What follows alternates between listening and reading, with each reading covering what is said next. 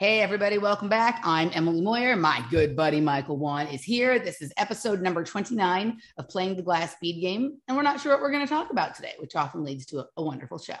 And by the way, I didn't put it out till yesterday because I've been busy with a bunch of stuff, but we're getting rave reviews on the last episode with Danny. And if you haven't seen the thumbnail I created for it, I love the thumbnail I created for it. It was really good. I don't think I've seen the thumbnail, so I'm going to have to go look at it.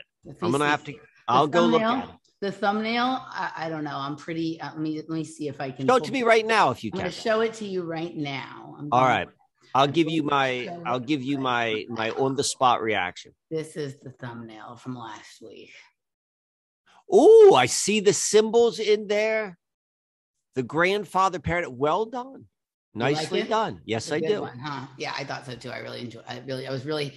For some reason, the production on the show took forever. Like everything was taking forever. Like everything was moving slow, and I was having trouble with the editing. Like I kept cutting it in a certain place, but when I would go, like after cutting it, like it was in a different place than where I'd cut it. I'd do it like 3 or 4 times before I finally did it. Everything just took forever, but I was happy with the final product. So anywho, so I think that went well with Danny last week. People seem to like that. I think I heard that Danny's going to be on Freeman next week. So. Oh, she is. Yeah. Excellent.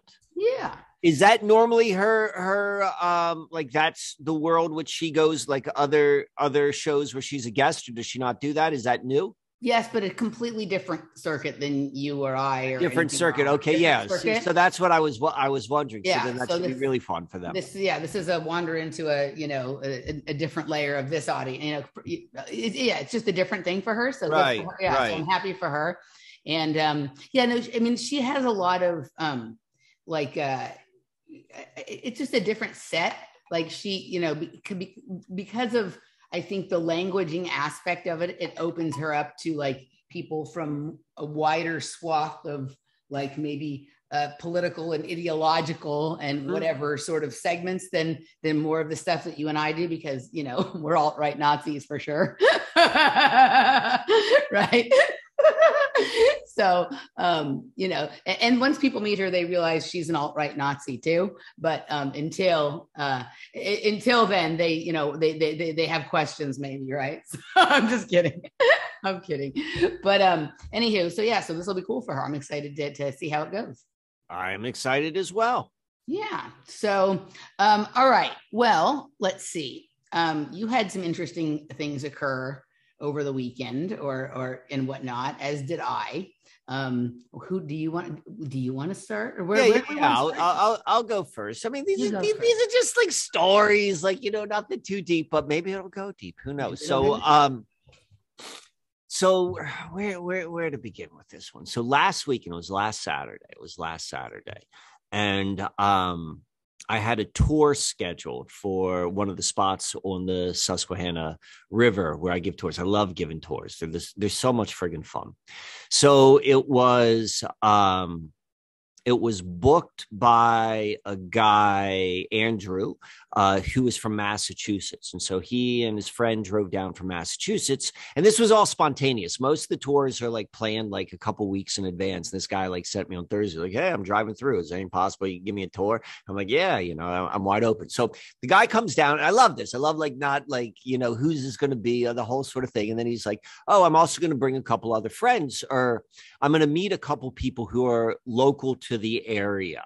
And so when I went down and I met them, there was him and his friend. I want to say her name was Sarah. I would say they were probably like late 30s. And then their friends who live in Quarryville, which is probably 15 minutes south from where I live in Lancaster County. Real kind of like in Lancaster standards, we would consider Quarryville like kind of out in the sticks. Right. So, put that in, and it's very, very like a strong, big, it's this interesting cross between Amish and then kind of like rural conservatives. And, not to go too far down on a tangent, this is also, do you know who Johnny Weir is? I think that's how I pronounce his name. Yeah. That's where he's from. Oh, So okay. John, so like there was when he became like, a household name, and he's like really, really flamboyant in how he presents himself. Like there was always, and he would talk about where he was growing up and about how he never really fit in and no one really got him. He is this like figure skater. Well, he's from Quarryville, and he's absolutely right. Like he doesn't fit into that sort of genre. So anyway, so these people come in. I'm going to go back to Quarryville. So this loops in. That's why I spent a little bit of time in Quarryville. So so this family comes up as well, and it was probably a man and his wife, a little bit older than me, mid-50s, and their two teenage sons. And they had never heard of any of my work. They're not familiar with me. And so that was kind of fun because I knew that my friend, that Andrew, like he was really aware of what this was going to be about. And these other folks are like, what the hell is this going to be? I didn't know where to meet them, but as it turns out, during the time together, I pick the brains and find out about these people. And this guy is a researcher on his own. In fact, he was one of the very first guests to ever go on the Higher Side Chats. And so he's gone on a whole bunch of different places. And I'm not going to do a good job. I'm not going to do a good job describing it. But the thing which he's kind of like, I don't want to say promoting, but he is working on this project where he comes in and he's building these towns, these lawless towns. And by lawless, meaning like, you are not these are sovereign sort of places. And I don't really understand all the details of it, but it sounded interesting. But what he said to me is like, I've been doing this and had this project up for some time, but like over the past year, and understandably, it's the amount of attention and interest he's gotten just from like traffic on his website and so forth has taken off. And so I found that kind of interesting, and it fits in my worldview in terms of questions like what can material reality look like as life begins to unfold. But what really, really clicked in my mind as he's telling me this, and all this is going to lead to where you think I'm going to go. This is the guy who'd never heard of your work. Correct. Okay. He lives 15 miles. He's been like, he's on the scene. I'm on the scene. Our paths have never crossed. We're not exactly like in the same sort of interest level, but there's a lot of complementary. But what I thought was so interesting after thinking about what he's talking about, what this project which he's doing, is how it overlapped with zoning and invisible cities, and thinking about that. So that was going on. We had this really interesting conversation. I want to immediately, I put his information in touch with Jesse and some other people who we know locally who talk about these sort of different ideas. And my sense was like, this guy's got a piece of the puzzle. Jesse's got a piece of the puzzle. Like our friend Dale's got a piece of the puzzle. I'm just like putting people together. But like all of that was going on. And I was coming out of it on this, with this, like, just kind of like spun up. I always come out of these tours like feeling really good and energized and a little bit manic and all these sort of things. And afterwards, I had to go and get my water supply. So once a week, me or Jenny will go to this one Amish spring house with 17 different gallon jugs, and we fill up the gallon jugs, and that's kind of our drinking water for the next week. So I go to the drinking water spot, and it's a crapshoot. If there are cars in front of you, you could wait in line for like an hour, or like if no one's there, you hop in, you hop out. So I go and I'm stuck there for about 45 minutes, longest I've waited for a while. But I'm thinking, I'm just processing all of these sort of things. Talk to Jesse on the phone, all of this like energy. All of these ideas are popping up, and I'm just, I'm kind of having a fun time. I fill up my water, and I continue on the drive back to my house, probably about like 15-20 minutes.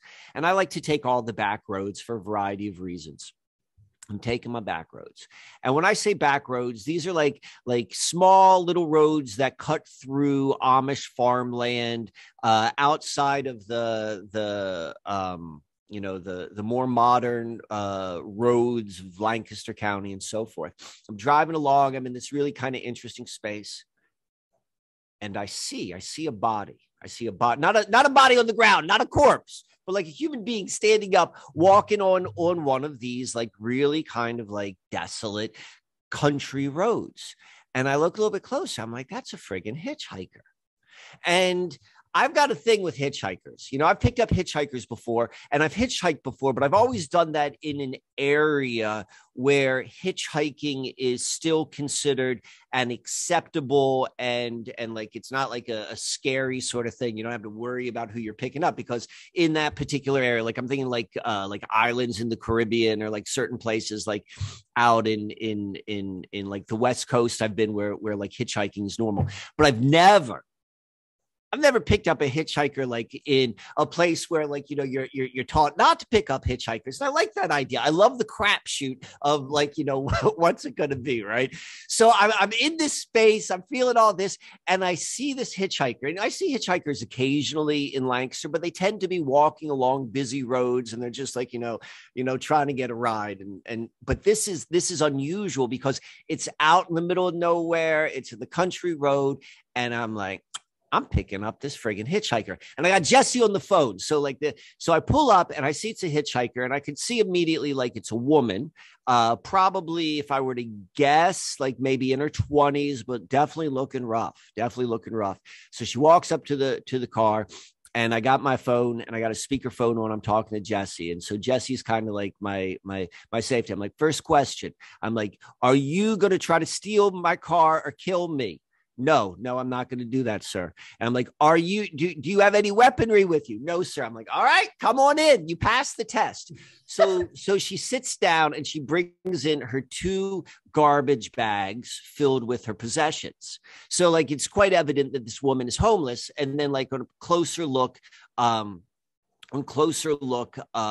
know, it's obvious that this woman is not exactly well, but she's not dangerous, just like, you know, kind of sickly. So I'm like, where are you going to go? She's like, I'm trying to go to Millersville. Are you going anywhere near there? I'm like, it's your lucky day. I'm going exactly to Millersville. We're at 5 miles away. We don't have that much far to go with it. So she gets in the car with me. And you and I were talking about this. We were talking about Breaking Bad a couple episodes ago, and we're talking about like the meth scene and that whole sort of thing. And so watching Breaking Bad was a little bit of like me learning how to interact with the crystal meth scene. And I'm thinking specifically, there's a character on Breaking Bad, like a secondary character who was a DEA agent. And I remember how he would talk to like people on the street, and I'm watching it, and I was like, he's just like so matter of fact, like, you know, are you using, like, you know, like all these sort of things, like there's no like shame or anything, just like totally upfront and abrupt with the conversation. So I'm like, all right, I'm going to take a page out of the Breaking Bad book. And so I start talking to this girl. I'm like, so are you using?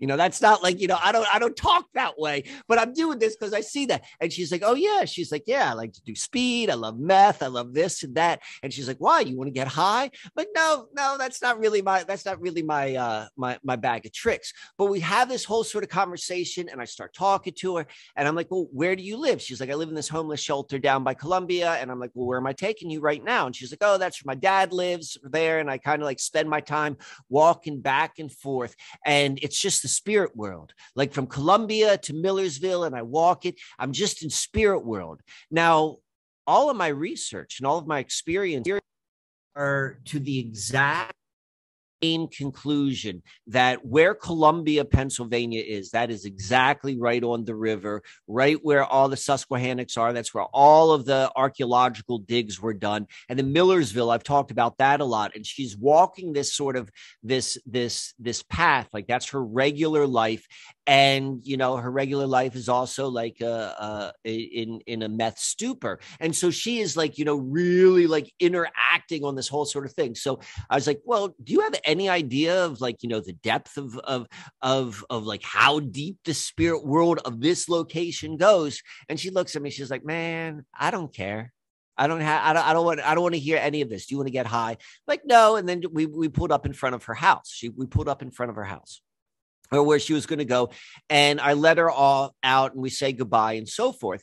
And I'm driving away, and I kind of have this kind of like the high you get whenever you do something which is new, something which is kind of like exciting. Like, you know, that's just part of being human. Like, you know, when we go to a new experience that we haven't done before, whatever that may be. So I'm doing that. And so, and I'm thinking about the day, and I'm like, how is all of this connected and all of this? And this is where I'll go and wrap up my story is, the next day in the local paper, they're like, oh, a local video from Lancaster has reached viral status. And I go and I take a look at this video. And one of the things which I do in my like normal home life when the girls are here, like one of their like before bed treat, if you will, there's a regularly occurring release on a YouTube channel called Daily Dose of Internet. Basically what it is 2 minutes of, viral videos, like usually like really like cute things with animals and like, thought-provoking stuff, which is perfect for like young girls. But I'm always watching that. So as soon as I go and I see this video, I'm like, that's going to go on Dado. That's what I call it. I call it Dado. I'm like, are we going to watch Dado? I'm like, this is going to be on Dado. But we don't watch Dado. Jenny and I won't watch Dado if the girls aren't there. We save it so we can all watch it together. It comes out like maybe 2 or 3 times a week. And so last night we watched the last couple of days of Dado, or last couple episodes, because the girls have not been with us for the last 5 days. And during that 5 days, all, the tour and the crystal meth head and all of that happens. So we go and watch the video. And the video takes place nonetheless, but Quarryville, Pennsylvania. So all of a sudden, Quarryville, Pennsylvania is on the viral scene. So now I'm going to go and show you the video. Can I show you the video? Yeah. Let me make certain I have this queued up. I wanted to queue it up. And I've got it queued up? Yes, I do. So, all right. Hold on. This is it. I'm going to do a screen share. Did you give me screen share? Yes, you do, yep. Because you're always 2 steps ahead, Emily. All right.